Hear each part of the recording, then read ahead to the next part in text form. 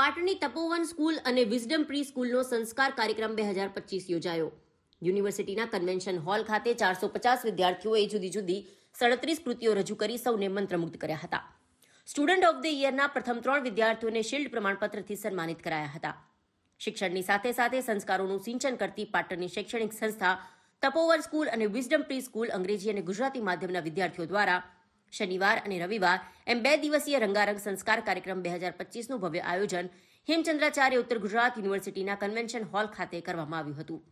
આ સંસ્કાર કાર્યક્રમને પાટણ ડાયેટના incharge principal doctor Pinkiben Raval, સંસ્થાના સંચાલક હાર્દિકભાઈ રાવલ સહિત સમગ્ર સ્ટાફ પરિવારની ઉપસ્થિતિમાં દીપ પ્રાગટ્ય કરી અને ગણેશ વંદના સાથે ખુલ્લો મૂકવામાં આવ્યો હતો, જેમાં સ્કૂલના 450થી વધુ વિદ્યાર્થીઓ દ્વારા અલગ અલગ 37 જેટલી કૃતિઓ રજૂ કરી ઉપસ્થિત સૌને મંત્રમુગ્ધ કર્યા હતા.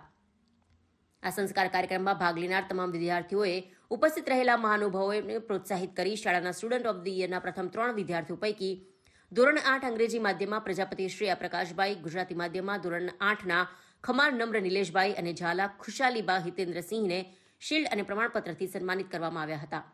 આ પ્રસંગે ઉપસ્થિત પાટણ ડાયેટના ઇન્ચાર્જ પ્રિન્સિપલ ડોક્ટર પિંકીબેન રાવલે બાળકોના સર્વાંગી વિકાસ માટે વિદ્યાર્થીઓના વાલીઓ તેમજ શાળા પરિવારની શું ફરજ બને છે તે વિશે સુંદર વક્તવ્ય સાથે પોતાના રૂડા આશીર્વચન પાઠવી સંસ્કાર કાર્યક્રમની સરાહના કરી હતી. તપોવન સ્કૂલ અને વિઝડમ પ્રી સ્કૂલ દ્વારા આયોજિત આ કાર્યક્રમમાં ઉપસ્થિત સૌને શાળા સંચાલક હાર્દિકભાઈ રાવલ સહિત સમગ્ર શાળા પરિવારે આવકારી આભારની લાગણી વ્યક્ત કરી 2 દિવસીય આયોજિત કાર્યક્રમને સફળ બનાવ્યો હતો.